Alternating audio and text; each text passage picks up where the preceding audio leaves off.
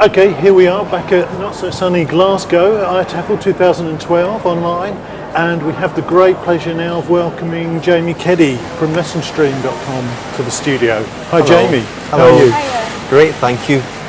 And what have you been up to at the conference so far? Just got here and today's pre-conference event day with the SIGs, and I'm spending the day with the Global Issues SIG, and yeah, it's been good, very good day. What does the Global Issues SIG do? Everything. Oh. Absolutely everything. It's anything that's very personal things to different people, as you can imagine. Everybody's bringing their own ideas of what's important to them to the day. So whatever I thought it encompassed initially, it encompasses a lot more. Yeah. And what was the kind of main discussion on today? Well, there's been 2 workshops. I did one of them, and Alan Maley did the other one. And my thing, rather than having a specific issue, is about how to get the most out of materials. So whatever is important to teachers, ways to use the materials. And one of my things is visual materials, especially video. So how to get impact from video, for example. You were talking about video telling earlier on. What was that? Yes, video telling is a marriage of traditional storytelling and video, and so it's bringing them together. It's simple in principle, but I'd have to give you an example. Yeah, give us an example. Well,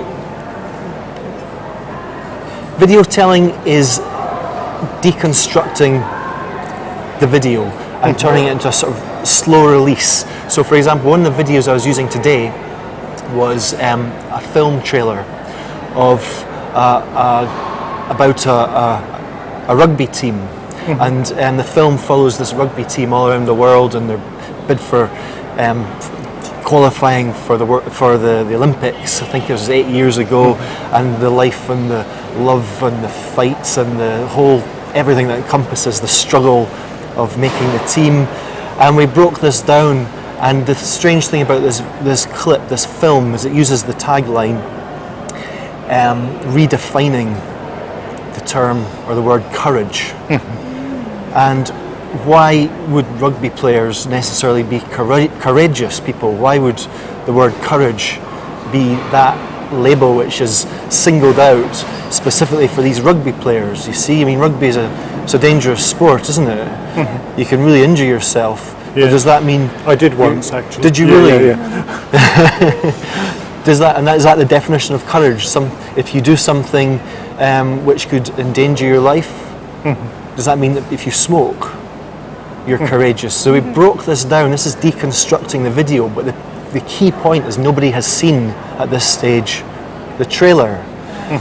So it's all delivered mostly through the medium of the teacher, through dialogue with the class, trying to get all of the issues that the video has before they watch the clip, and eventually everybody comes to watch the clip, and there's an element of the clip, the whole essence, which has been withheld, and that is that the rugby team are all playing in wheelchairs. They're all wheelchair users, you see, and then deconstructing this term courageous. Should we be using the term courageous to apply to disabled people just because they decide to do things that we take for granted? Does that require courage?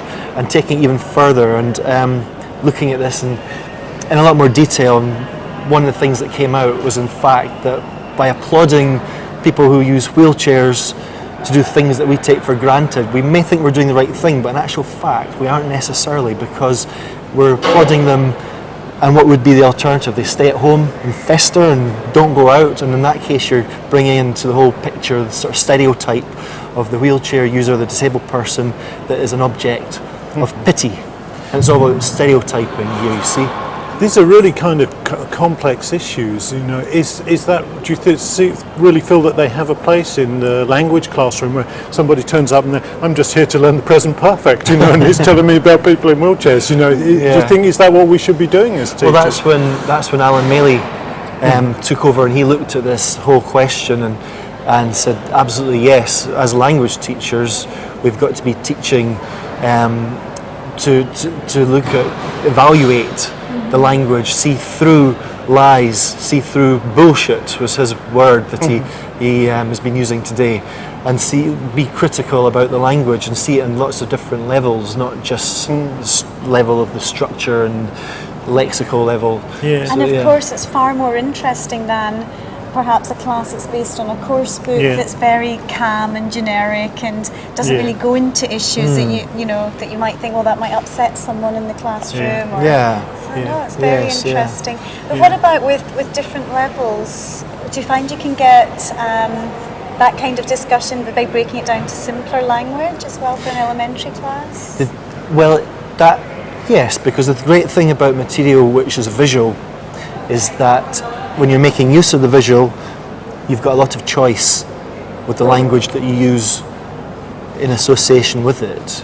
The visuals stay the same, assuming that your visuals are engaging, provoking, memorable, etc. You can change the language, you can simplify it, you can modify it, you can make your texts long, short, and you can focus on different points of language, points of content. There's so much you can do with the language to change it, yet the whole heart of the material, that being the pictures, stays the same, untouched. And that's for me the beauty of visuals. Well, one thing that worries me about sort of teachers dealing with these kinds of issues in the classroom is, like one man's truth is another man's bullshit, really. And we think, but I know what's sort of politically correct and I know what's right, but everybody does in a way, and whether they're far right or far left, and so how do we sort of in a way guarantee that teachers are dealing with the right issues in the right ways? Because how do we do that if we get into these kinds of areas? Yes, I mean, my answer is I don't know. I don't know. I mean, what I'm trying to bring to this is not any specific agendas of my own, but trying to demonstrate more how to make use of materials and video clips that are important to you as a class. Maybe rather than aiming globally, start locally, seeing things that matter to you. But I mean, it's confusing. There's so many different things going on. How do we select those? I don't have an answer. Yes, it's a difficult one. And you have been travelling around quite a bit, you said. Have you found that there's different levels of kind of teachers who are willing to take more risks in the classroom with this kind of thing?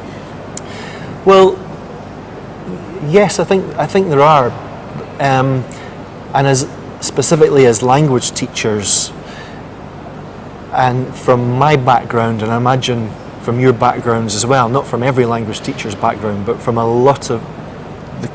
from many of our backgrounds, we have this culture of keeping our teacher talk time down to a minimum. Because noisy teachers mean quiet students. But then there's a certain amount of logic about that, but it makes a huge assumption that teacher talk is monologic, that you've got that teacher standing going blah, blah, blah. And for me, the image of teacher talk is much more dialogic. Talk is much more questions, carefully constructed questions, taking students through a pathway, which for every issue that can bring up, a teacher may have, through experimenting with conversations with friends before, for example, have a different way of dealing with that. And so I think that teachers, to be daring, they've got to stop being scared of talking, and rather than focusing exclusively on teacher talk time, start to really question that and look more on the other side, which is teacher talk quality. And that takes language teachers to teachers. That's one thing that I've experienced in myself and identified in myself, a fear of talking, a fear of disagreeing with students in the classroom, a fear of saying to a student, I think you're wrong, when we actually do know in our hearts that student is wrong. I think that there is a big difference, isn't there, between talking to your students, talking with your students, and telling your students. You know, and a lot of the bad teacher talk time tends to be, you know, telling them stuff. We're sort of forever telling them stuff, and they're sitting there kind of. Yeah, that's if you're the actually image of talking it. to them and engaging them, then that's a Yes. different kind of talk, I think. Absolutely. Okay, well, it's lovely talking to you Lovely today. talking with you. And hopefully we'll get to see you again during the week in the conference.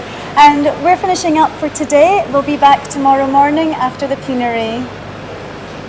9:45? 10? 10? Whenever you're ready, you know, just come We'll see along. you We'll in the be here. morning. Okay. Thanks. Bye-bye.